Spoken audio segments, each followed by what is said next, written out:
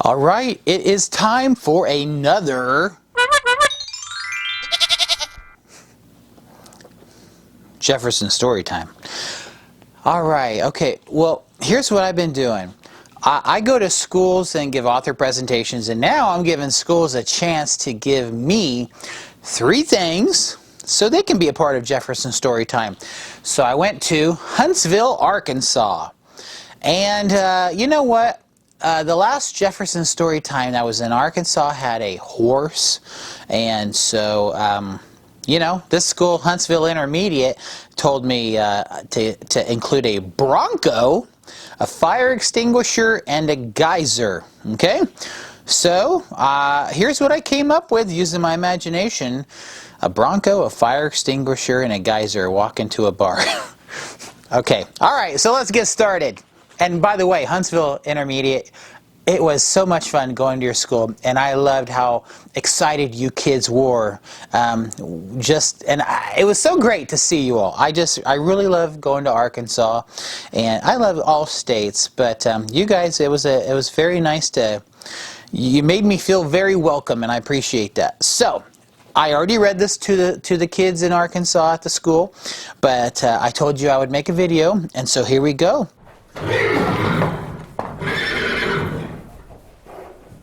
Edward Hoof was his birth-given name, but everyone called him Cool Eddie.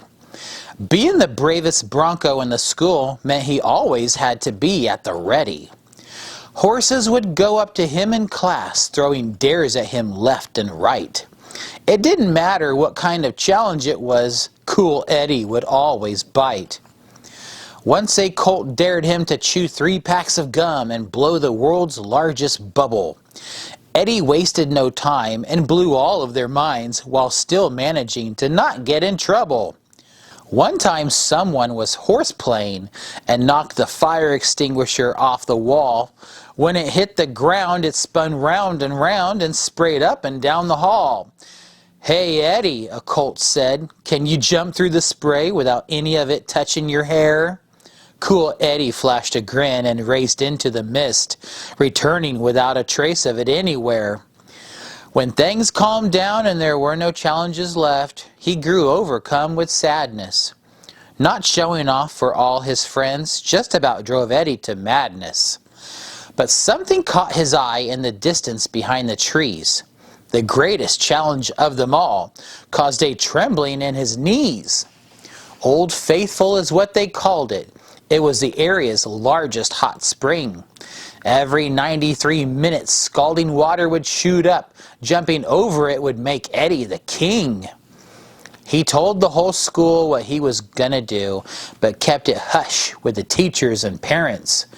Everyone gathered at the site after school, waiting anxiously as they ate their carrots. Then Eddie finally arrived into the crowd's delight. The Bronco was wearing a cape, and at 91 minutes the water started to bubble. The stunt was about to take shape.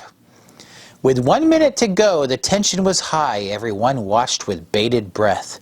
It was sure to be Eddie's greatest feat here on Earth, or his most memorable and untimely death. The steaming water shot up and their eyes turned to Eddie, who showed no signs of worry.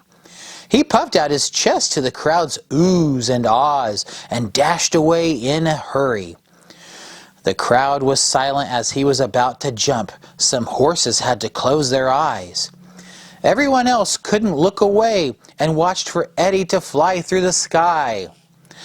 I won't go into detail about what took place, but from that moment, Edward Hoof was wiser. It's hard to look cool when you're a burnt-bottom fool after failing to jump over a geyser. Okie dokie. Well, Huntsville Intermediate, I appreciate you giving me those 3 things, and I hope you enjoyed the story this time as well. So it was so much fun being at your school, and if any of you would like to submit an idea for a story, I see that we already had one from your school already, and I'm going to get to work on that. But if you would like to give your ideas in the comments on any of these videos, give me your first name and the town you live in, or where you live at and the state, okay? And then give me your three things. And when I say three things, I don't mean like, you know, a car, a truck, and a bicycle. Give me three things that are different, just so my imagination can be exercised, okay? Because that's the only exercise I get. All right, so I can't wait to see you next time, and thank you for watching.